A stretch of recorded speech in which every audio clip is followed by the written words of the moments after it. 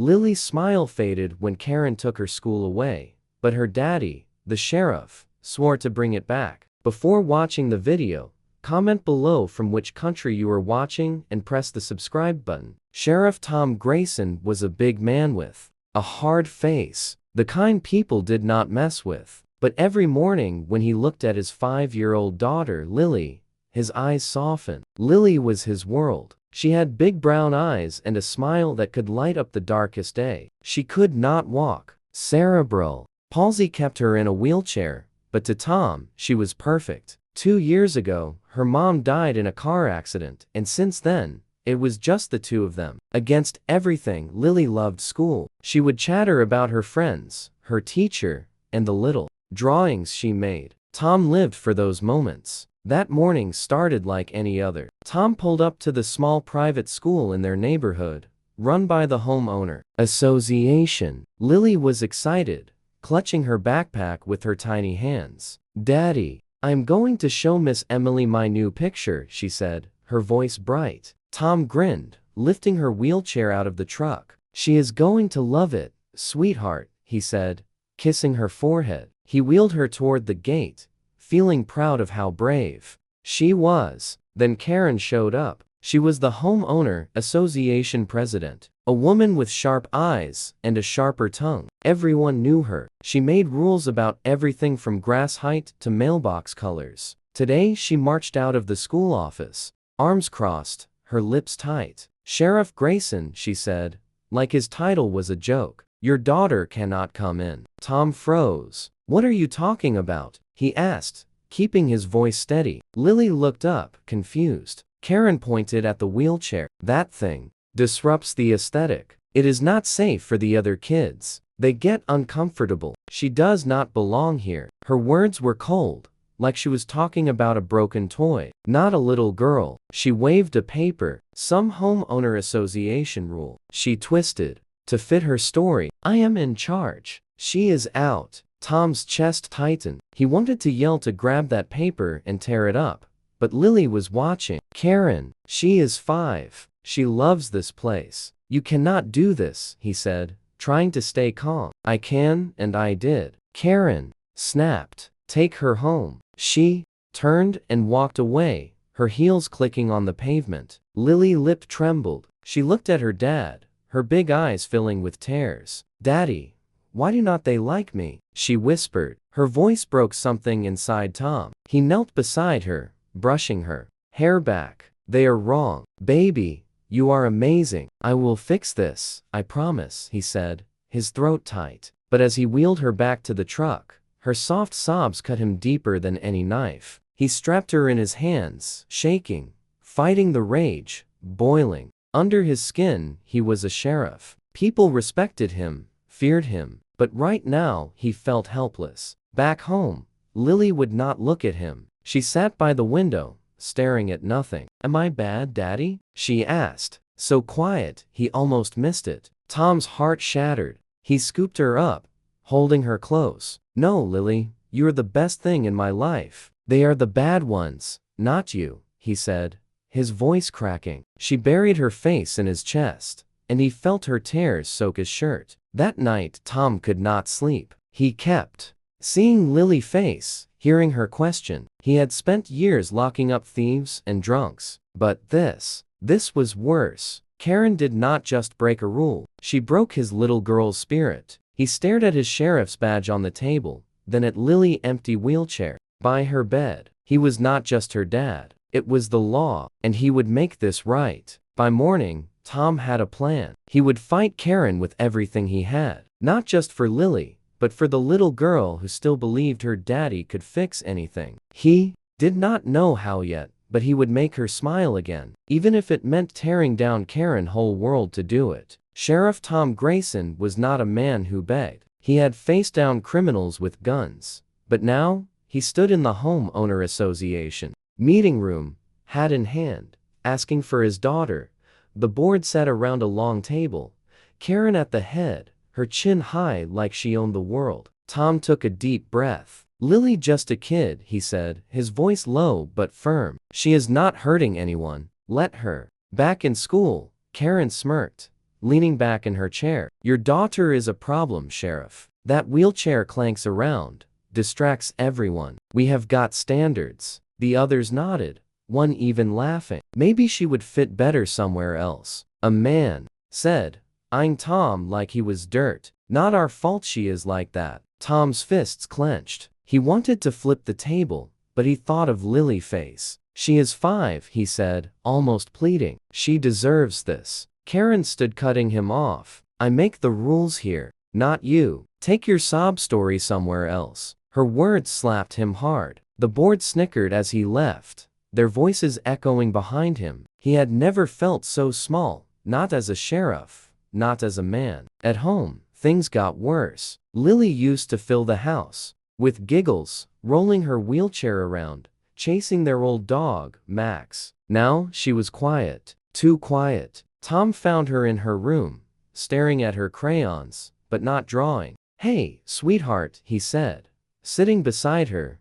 Want to make something for me? She shook her head, her little hands limp. He tried to joke, tickle her like before, but she did not smile. Her eyes were dull like the spark inside her was gone. That night as he tucked her in, she grabbed his hand. Daddy, she whispered, her voice so soft it hurt. Am I bad? Tom's stomach dropped. He pulled her close, her small body trembling against him. No, baby, you are perfect. They are wrong. Not you, he said, but his voice broke. She did not answer, just curled up under her blanket. He sat there watching her sleep, her question burning in his chest. He was supposed to keep her safe, make her feel loved, but now she doubted herself, and it was his fault. He could not fix it with words anymore. The guilt ate him, mixing with the rage he could barely hold back. Tom could not sit still. After that, he was a sheriff. Justice was his job. If Karen would not listen, he would find another way. He started asking around the neighborhood, quiet-like about her. People were scared to talk, but some opened up. A mom with shaky hands told him Karen fined her for a cracked driveway money she did not have. An old man said she had threatened to kick him out over a noisy bird feeder. She is a bully, they said, but no one stops her. Tom dug deeper. Late at night, after Lily was asleep, he pulled homeowner association records from the county office. His badge got him in, and what he found lit a fire in him. Karen had been skimming dues, thousands of dollars into her own pocket. She had faked papers, made up rules to control everyone. It was not just about Lily anymore. She had hurt so many families, too afraid to fight. He thought of that mom, that old man, all crushed under Karen's thumb. And Lily, his Lily, crying because of her. He slammed the files shut, his jaw tight. This was not just personal now. It was right and wrong. Karen thought she was untouchable, but she did not know who she had picked a fight with. Tom was not just a dad anymore.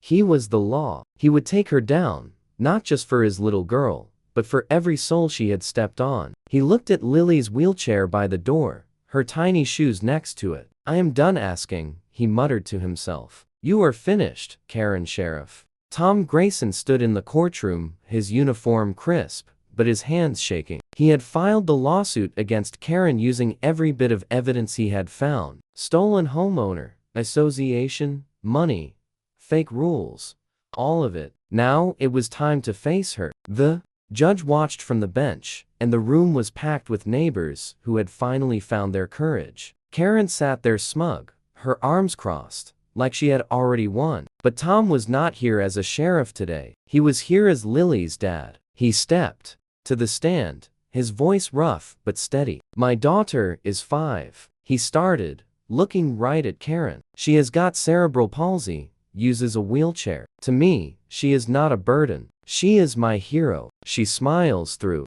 everything but you. He pointed at Karen, his eyes burning. You stole her joy. You kicked her out of school, said she did not belong. You broke her heart, and I will make sure you pay for it. His words cracked and the room went quiet. He did not care who saw the tears in his eyes. Up in the gallery, Lily sat in her wheelchair, clutching her teddy bear. Her big eyes followed her dad, her little hands tied around the stuffed toy. She did not understand all the words, but she knew he was fighting for her. Tom glanced at her, and that look, her trust, her hope, gave him strength. He turned back to Karen. You hurt her. You hurt others too. This ends now. Karen rolled her eyes, but the judge did not. The evidence was clear, her crimes laid bare. Tom stepped down, his chest heavy but his head high. Lily reached for him as he passed, whispering, "I love you, Daddy." That was all he needed. The courtroom buzzed as the truth came out. One by one, people stood up to tell their stories. A single mom cried, saying, "Karen, find her until she could not buy food." An old man shook as he described her threats over his garden. Then the financial records hit pages showing thousands Karen stole from the homeowner. Association money meant for kids like Lil now lining her pockets. Tom sat still, his jaw tight, watching it all unfold. Every word was a brick in the wall closing around her. Karen did not flinch. She sat there, chin up, like she was above it all. When her turn came, she stood and sneered at the room. "I did what was best for my community," she snapped, her voice sharp and loud. "You should thank me." Gasps filled the air. Tom's hands balled into fists. He looked at Lily in her wheelchair, her teddy bear hugged tight, her eyes wide. That was his girl, innocent, hurt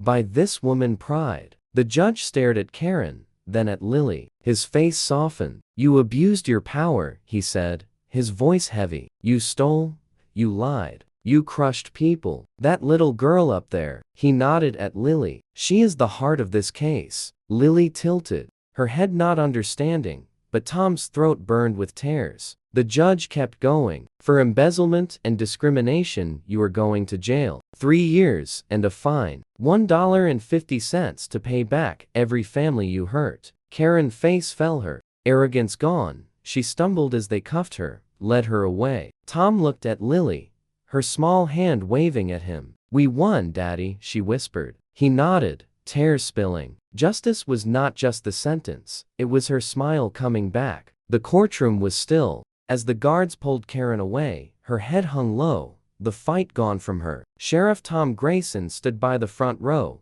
his chest tight, watching her go. It was over, justice done. But it did not feel real yet. Then he heard the soft squeak of wheels. He turned, and there was Lily rolling toward him, her little hands pushed hard, her teddy bear tucked under one arm. Her big brown eyes shimmered with tears, but she was smiling. A small, shaky smile that broke his heart and mended it all at once. "Daddy," she said, her voice soft but clear. She stopped right in front of him, looking up. "You kept your promise." Those words hit Tom like a wave. He told her he would fix it back when she had cried by the school gate, asking why they did not like her. Now, she believed him again. Her trust, her love. It was too much. He dropped to his knees, his tough sheriff face crumbling. Tears spilled down his cheeks as he pulled her close. Her wheelchair bumping against him. "I will always keep my promises, sweetheart," he whispered, his voice thick. Lily's arms wrapped around his neck, her tiny body warm against his. She sniffled, her tears wetting his shirt, but she held on tight. The courtroom watched in silence. Neighbors, the judge, even the guards. No one moved. It was just them, a dad and his little girl together against the world. Tom sobbed quietly, not caring who saw Lily. Innocence was back, her light shining again. He had fought for her, and she knew it. That was enough. More than enough. The room faded away, and all he felt was her. His hero, safe in his arms. Weeks after the trial, things changed. The school reopened, free of Karen grip. New people ran it. Kind ones who cared. Sheriff Tom Grayson stood at the gate on Lily's first day back, his heart pounding. She rolled her wheelchair beside him, her backpack bright with flowers. "Daddy, look," she said, pointing at the sign. "Welcome, Lily." Kids ran up, smiling, asking about her drawings. Her teacher, Miss Emily, knelt down. "We missed you," she said, hugging her. Lily's grin lit up the morning, and Tom felt the weight lift. She was home again. Back at the courthouse, the $50,000 fine from Karen sat waiting. Tom did not want it. For himself, he thought of Lily, her wheelchair, her strength, and all the kids like her. He started a fund calling it Lily Light. It would buy wheelchairs, ramps, anything disabled kids in the county needed. At the first meeting, families came. Moms with tired eyes, dads holding little hands. "This is for you," Tom told them, his voice steady. "No one is alone anymore." A boy in a walker touched Lily's arm. "Shy. You are cool," he said. She giggled and Tom's eyes stung her. Joy was spreading. Days turned to months. Lily grew louder, happier. She would roll around the house, chasing Max, telling Tom about school. One evening, she drew a picture, her in her chair, him in his uniform, a big heart around them. "That is us," she said, proud. He hung it on the fridge, his chest full. Karen was gone, locked away. But this was what mattered. The fight had been worth it. One night, Tom sat on the porch, badge in hand. He had worn it for years, upheld the law, kept people safe. But as Lily's laugh echoed from inside, he knew the truth. He set the badge down, looking at the stars. She taught him what strength really was. Her small hands, her big heart. He had battled for justice, but she was his real victory. "I am a sheriff," he whispered to the quiet night, "but my badge means nothing compared to being her dad." That was his forever. And it was.